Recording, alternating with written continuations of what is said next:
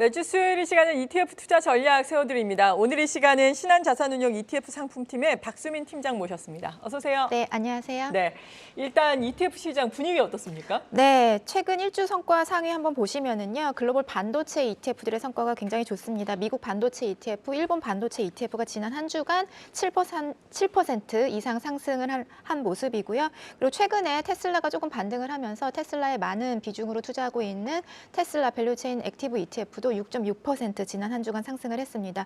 자동차 ETF도 괜찮습니다. 최근에 이제 고금리에 의한 수요 둔화로 인해서 많이 좀 하락을 한 상황인데요. 자동차 대표주 위주의 소울 자동차 탑3 플러스라든지 코덱스 자동차 지난 한 주간 6% 정도 상승을 한 모습입니다. 최근 1개월 성과도 한번 보실게요. 최근 1개월 성과 상위는 금리가 하락을 하면서 장기 채권 성과 호조로 이어졌습니다. 국고채 30년 ETF가 지난 1개월간 16% 상승을 했고요. 그리고 비트코인 가격에 조금 연동이 되는 창업투자 회사 ETF도 지난 1개월간 13% 정도 상승을 한 모습입니다. 그리고 게임주도 굉장히 흐름이 좋죠. 아무래도 3분기 실적이 좋았던 그런 부분에 향후 성장성에 대한 기대감이 좀 반영이 되면서 지난 1개월간 상승 반전하는 그런 모습을 보였습니다. 개인 투자자들의 자금 움직임도 한번 보실게요. 네. 최근에 엔화가 굉장히 많이 하락을 했죠. 그렇죠. 네, 그런 측면에서 저가 매수세가 유입이 되면서 타이거 일본 N ETF가 지난 1주간 180억 원 정도, 그리고 1개월 기준으로는 400억 원 정도 개인 순매수 나타났습니다. 그리고 금리가 아무래도 조금씩 시장 금리가 하락을 함에 따라서 지속적으로 이제 미국 장기채 ETF라든지 한국 장기채 국채 ETF로 자금이 많이 조금 이동하고 있다라고 설명드릴 수 있을 것 같습니다. 네, 정말 ETF의 세계는 무궁무진하네요. 네, 맞습니다. 엔화에 투자를 할 수 있는 맞습니다. 또 ETF 상품도 준비가 되어 있습니다. 네. 많은 개인 투자자 여러분들의 관심이 있었고 네. 또 상당히 좋았던 것이 보니까 미국과 일본의 반도체 ETF였어요. 네, 맞습니다. 우리나라에서도 어제 또 HBM과 관련된 그제였나요? 반도체와 관련된 ETF 또 상장이 됐죠. 네, 맞습니다. 최근 1주간은 글로벌 반도체 ETF의 성과가 좋았지만 조금 긴 호흡에서 본다라면은 국내 반도체 기업들의 성과가 굉장히 좋았어요. 최근 6개월 기준으로 보면은 SK 하이닉스라든지 삼성전자를 제외한 반도체 소부장 기업들에 투자하는 ETF가 34% 상승을 했고요. 네.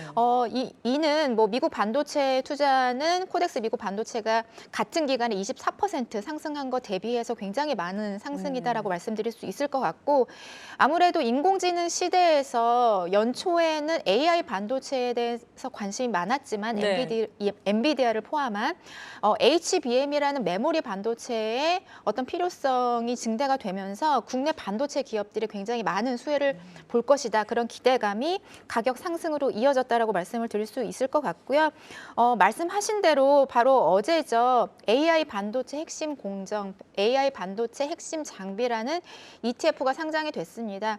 하지만 이제 소울 반도체 소부장과 같이 지난 4월에 상장된 반도체 소부장과는 사실 큰 포트폴리오의 차이가 있다라고 보기는 힘들고요. 그러네요. 아무래도 조금 테마에 네이밍에 중점을 둔 ETF다라고 보시면 좋을 것 같습니다. 하지만 종목에서는 일부 조금씩 차이가 있기 때문에 소울 반도체 소부장 같은 경우는 한미반도체, 리노공업, 그리고 이오테크닉스와 같은 종목의 투자를 좀 비중을 많이 하고 있고요. 타이거 AI 반도체 핵심 공정 같은 경우에도 한미 반도체 그리고 이수페타시스를 포함을 하고 있고, 코덱스 AI 반도체 같은 경우에는 한미 반도체, ISC 그리고 리노공업, 대덕전자에 투자를 하고 있기 때문에 이러한 부분들 종목 보시고 투자를 결정하셔도 좋을 것 같습니다. 네.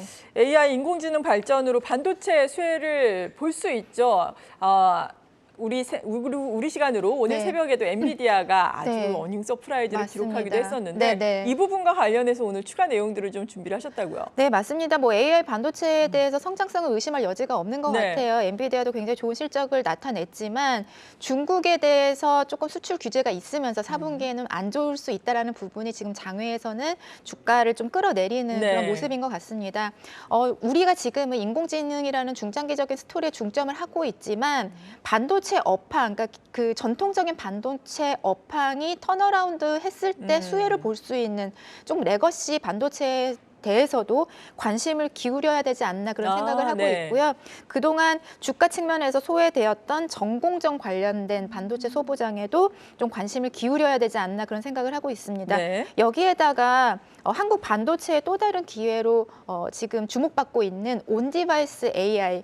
그러니까 저희가 생각했을 때는 AI는 기기에서 데이터를 모아서 중앙 클라우드에서 연산을 하고 다시 기기로 돌아오는 그런 흐름인데 온디바이스 AI 같은 경우는 스마트폰에서 바로 명령을 하고 분석하고 수행하는 그런 그 형태라고 보시면 좋을 것 같아요. 그래서 이러한 부분이 부각이 되면서 모바일향 매출이 많이 있는 리노공업 같은 기업들이 네. 지난 한 주간 19% 상승을 했고요. 그렇죠. 네, 금주 들어서도 어제도 상승을 했고 오늘도 반도체의 전반적인 흐름이 약간은 부진한 가운데 상승을 하고 있기 때문에 AI에 대해서는 약간 가격 부담이 있다라고 생각하시는 분들은 전공정이라든지 모바일, PC 그런 수요 회복에 중점을 두시는 그런 전략도 좋지 않을까 그런 생각을 하고 있습니다. 네, 리노공업 같은 기업들 또 포함하고 있는 ETF 상품들 찾아보시면 상당히 좋을 것 같습니다. 앞서서 한번 본 것 같은데 보도록 하겠습니다.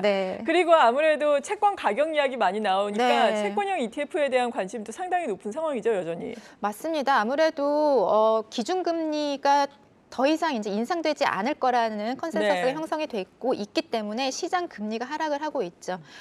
이런 금리 움직임에 가장 민감하게 반응하는 것이 바로 듀레이션이 긴 한 30년 정도의 그 듀레이션 채권 ETF다라고 보실 수 있으실 것 같은데 확실하게 이제 미국 10년 국채 금리가 하락을 하면서 뭐 미국 30년 국채 ETF도 가격이 상승하는 모습이고 국내 ETF 시장의 채권형 ETF 종류가 굉장히 다양해졌어요. 작년에 만기가 있는 만기 매칭형 채권 ETF가 상장을 했는데 실제 채권을 보유하는 것과 같은 그런 투자 효과를 볼 수 있기 때문에 이런 부분들도 많이들 투자를 하시는 것 같고요.